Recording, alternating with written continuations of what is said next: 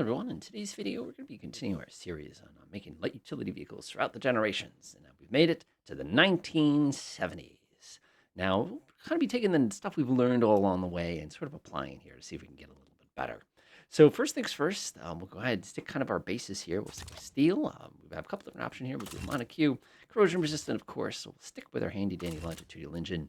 Good choices here. Obviously, we want something that's got a lot of utility. And the nice thing about a lot of these is Leaf is definitely going to give us a ton of utility. Not the best handling, but utility will definitely be there. So now we're going to go ahead and design a brand new engine. Now, I've been frustrated for a little while. We need something here, let's say, something windy related.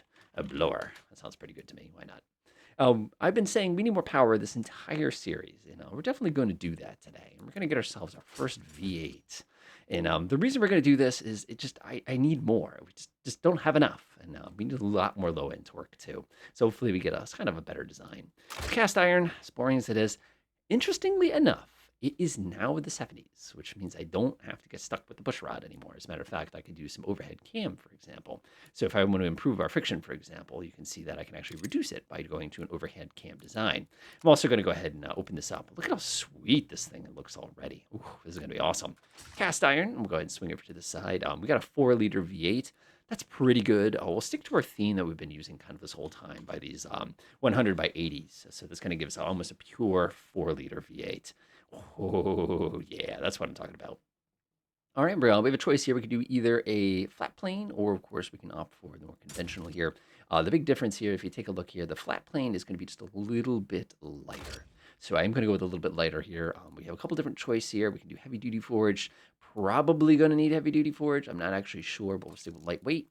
We'll do a forged, our V8. No need for those harmonic dampers. It'll be perfectly fine the way it is. Looks pretty good. Swing over here, compression. We're going to actually dip into mechanical fuel injection. So we're going to stick with a 9.5 today. This is pretty good. I'm not going to mess with this right now. Yeah, right. You'd be lucky if we get 5,500 out of this thing. All right, looks pretty good there. No turbochargers. I know we can. We're not going to. And we're going to get ourselves some electronic fuel injection. This is definitely going to improve it. We're going to get some performance high. Again, I want something that's going to work here. I really want something good.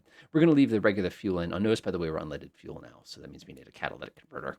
We'll deal with that in a minute. We're going to do a little bit nicer. Cast mid is pretty good. Obviously, the difference between these two is massive. Tubular is going to be lighter, so we're going to go with a little lighter design here. Of course, catalytic converter, 3-way, none straight through. Oh, look at that. Now, that's different.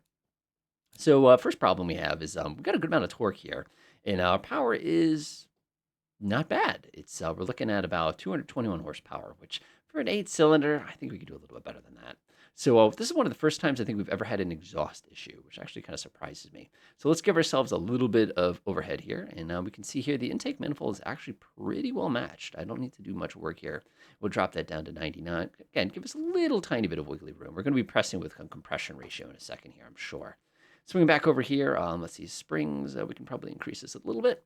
Again, we want to give ourselves a little tiny bit of overhead here. I don't want too much overhead. And that gives us about 99. But if I hold my mouse over here, you can see my crank is coming apart.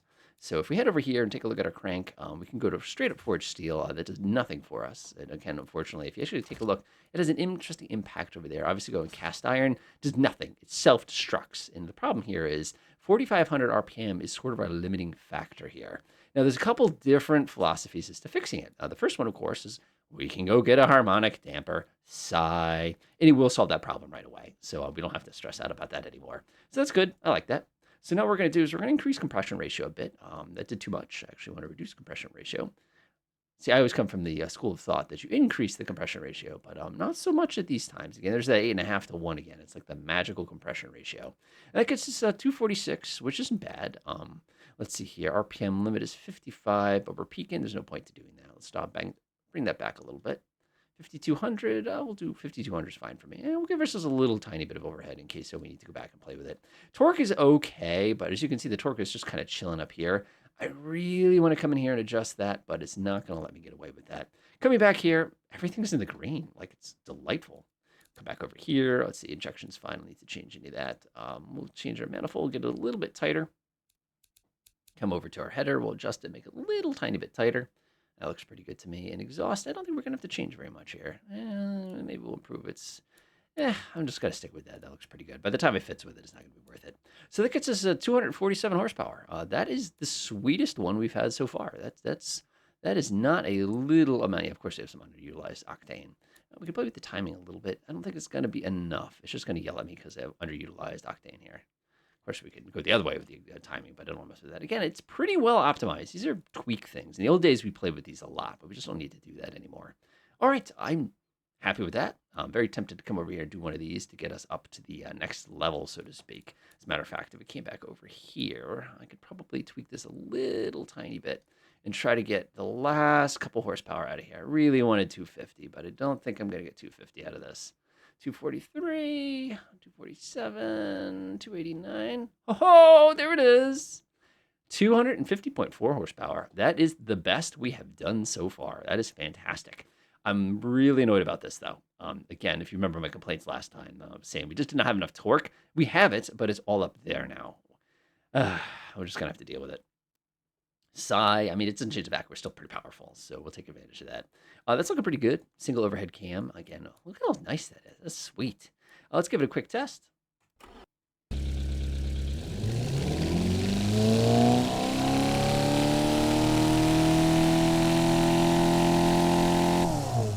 That doesn't really sound like a light utility vehicle. Perfect. So let's head up to the next stage here. We have a couple different choices here as far as body style. I'm kind of liking this one. It's kind of straightforward. It's kind of boring. This is kind of fun too. It reminds me of like a milk truck or something like that. One thing I am curious about though is I'm going to take the bonnet off real fast. Hey, where's my engine? Oh, I have to put the transmission into it first. One more, s'il vous plaît. Let's do. We're going to do a manual this time for automatic locker. And obviously we're probably going to get 141. Are you kidding me? I don't think so. But the reason I did that is I did want to see the engine just sort of chilling in there, and you can see it. It's looking pretty good. Like I said, I'm liking where we're going. We're not there yet. We're not near that. We have a little, let's put the bonnet back on. I think we call those the hood in the US, but it says bonnet. So as far as I'm concerned, it's a bonnet. Let's open this sucker up. Let's see here. We're getting to the conservative 1970s here. So we'll get a nice conservative 1970s color. Oh, ouch. That's so painful. I like it. Mishana. All right, let's put some fixtures on this thing. We'll modernize this a little tiny bit. What we're going to do is we're actually going to grab ourselves these little kind of, you can't see it right now, but I'm arching my eyebrows. You can see what I mean. Yeah. Let's grab ourselves an indicator. Again, we've had some fun with the indicators here. I don't get this indicator. I'm guessing that's something you'd have on the side. I just don't know. Put it there. It's kind of like a little like beauty mark sort of a thing. We'll swing around to the back. We have some room back here. So it's real tempting to get I love this little door. Yeah, right. I don't think so. But we'll have some fun, and we'll go ahead and stick one of these on, which is just kind of enjoyable because I can. You know how it goes. Scrolling down here, let's see what we have here. This is kind of tempting to use a round indicator this time. I just want to modernize it just a tiny bit. Just a teeny tiny bit here. I'll make these a little bit bigger.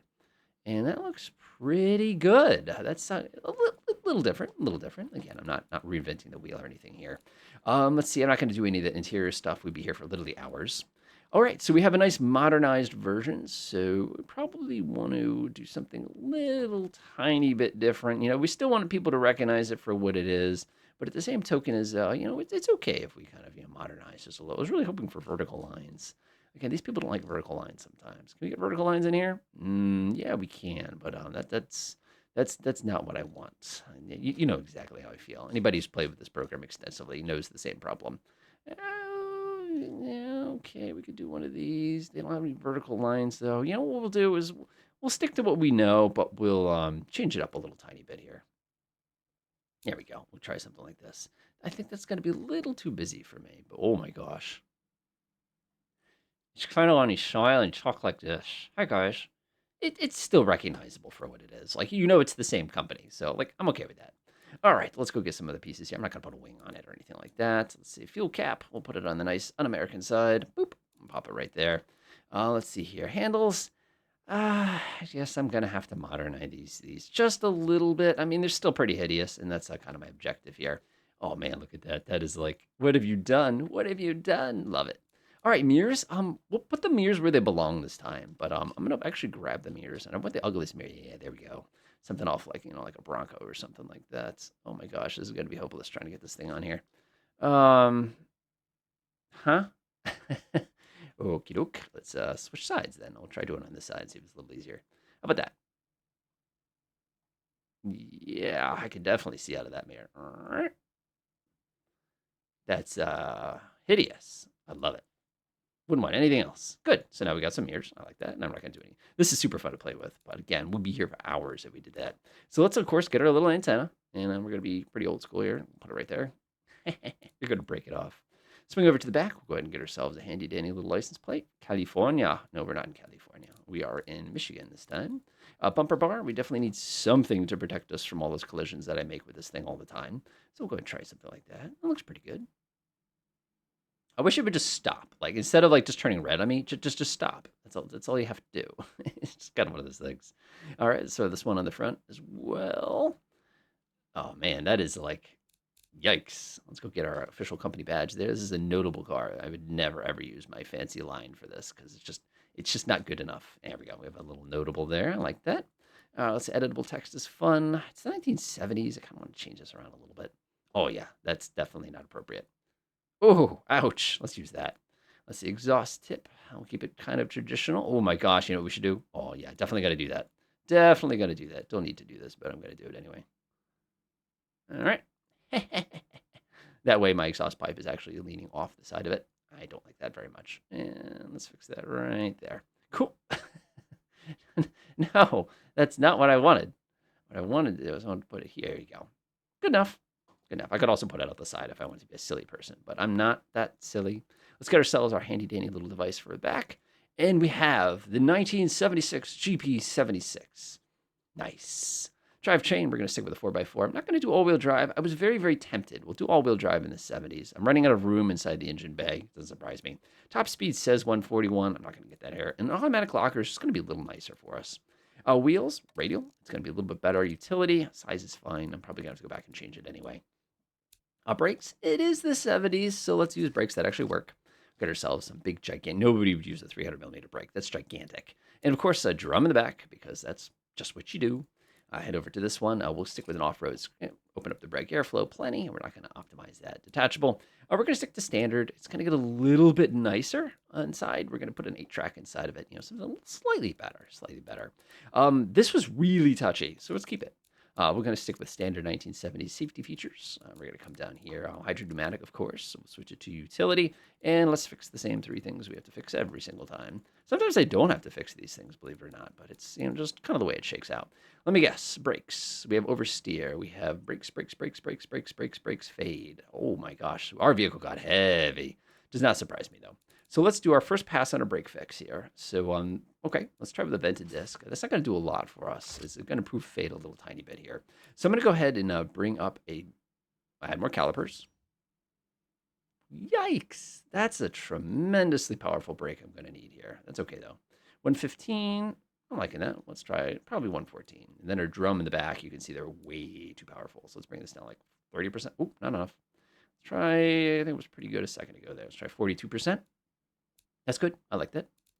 We got to fix the oversteer problem here. And you can see it's a really, really, really, really bad oversteer. And there's a couple different ways we can fix oversteer. The simplest way, of course, is by increasing the size of the rear tires. That's the fastest way. If you can see, that actually fixed my oversteer problem instantly. The problem is now we have a car that has 2 different sized tires, which is kind of dumb, not going to lie. So what I'm going to do instead is I'm going to make them smaller. And you're going to get a big angry red line. That's completely typical. Brakes show slight fade. That does not surprise me in the slightest. Let's see here. Brakes show slight fade. Let's open it up again. We're actually more understeery than we were a minute ago, but that's okay, because we're going to be mostly off-road anyway. All right, that looks pretty good. We're still a bit oversteery. Let's see if I can fix that there. I think we're good. Slight fade on the brakes. Let's see what we can do about that. So let's see. We got a little heavier again, because we changed the size of the tires, so that's going to give you issues. That's pretty good. And our brake force is still pretty darn high. Let's go ahead and bring this down a little bit. Bring it back to earth, so to speak. And I can see without a doubt, we still are having brake fade. How bad is the brake fade? It's terrible brake fade. It is absolutely miserable brake fade. If you come up here and actually take a look at this, it's humiliating brake fade. And I've got the airflow opened up all the way right now. So we have a couple different ways we can solve this. The first thing we can try to do is we can switch over to vented discs. Vented disc is going to reduce the brake fade a little bit. If we go to vent assist in the back, notice our brake fade is gone completely, but now I have to adjust my pressure on everything again. It's just the nature of this particular year. Again, it has to be a utility vehicle. It should be relatively safe. And there we go. I think we're in great shape. Too much. That was fine. Let's go and do one more. Perfect. So now we have ourselves pretty good. Pretty good. Obviously, you wouldn't have this as a bias. Generally, your front brakes will be slightly touchier than your rear brakes, so you're less likely to spin out when you hit the brakes. That's fine. That's fine. Okie dokie. Let's go bring it over to the test track and see what we got here. 1, 2, 3, 4, 5. Push.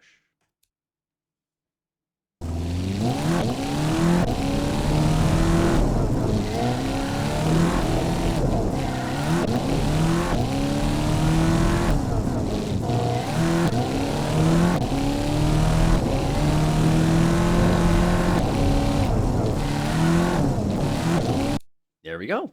So that was fast. That was really fast. So we definitely have a better performing vehicle this time. But is it? It put us in the fun category. We're no longer a sports vehicle. I guess those kind of things happen. All right, I'm gonna go bring it over to BeamNG and we'll put it through its paces. Okay, now we'll see the important mating ritual of the 1976 GP. Let's see here. See, they're initiating, taking each other out, and there we are.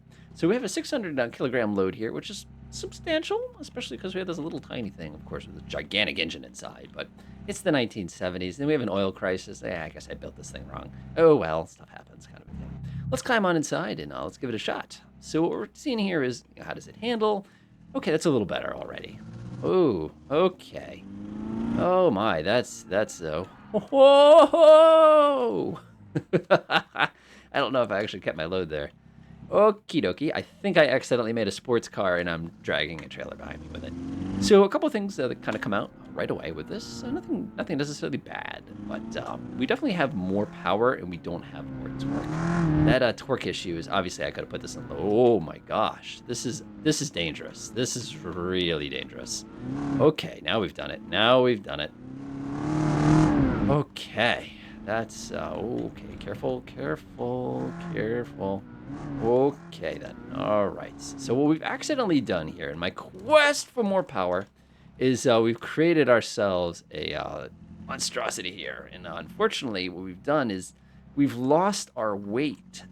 And not that we're a super lightweight vehicle to begin with or anything like that, but we just don't have the weight ratio over our payload.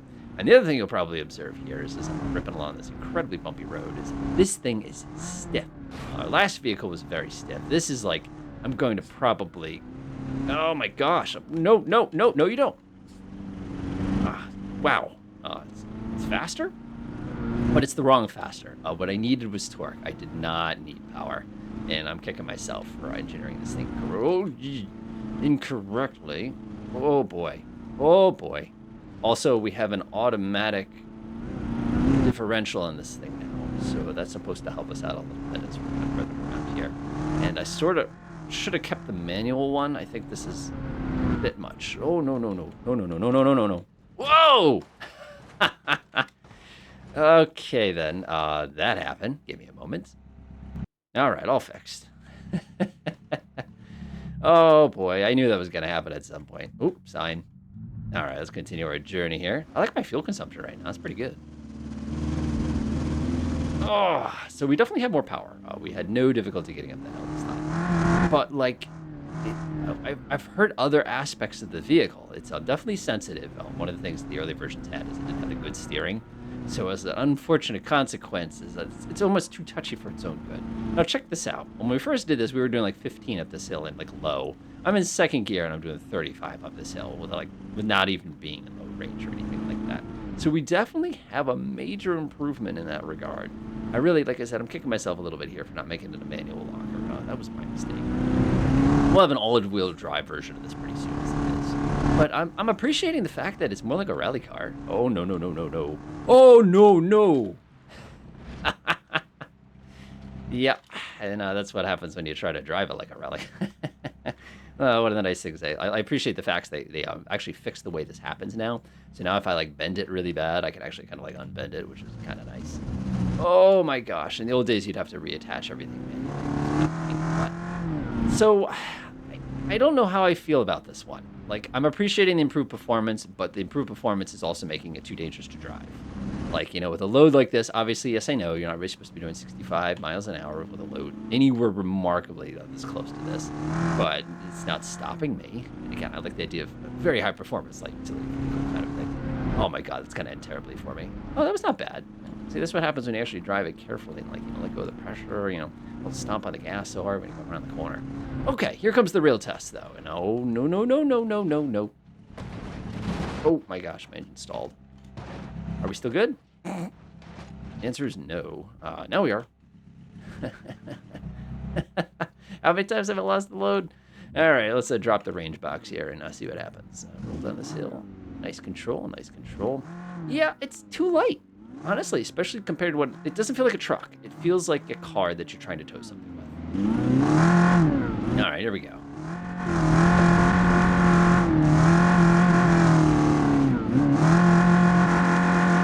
Come on! Come on! Come on!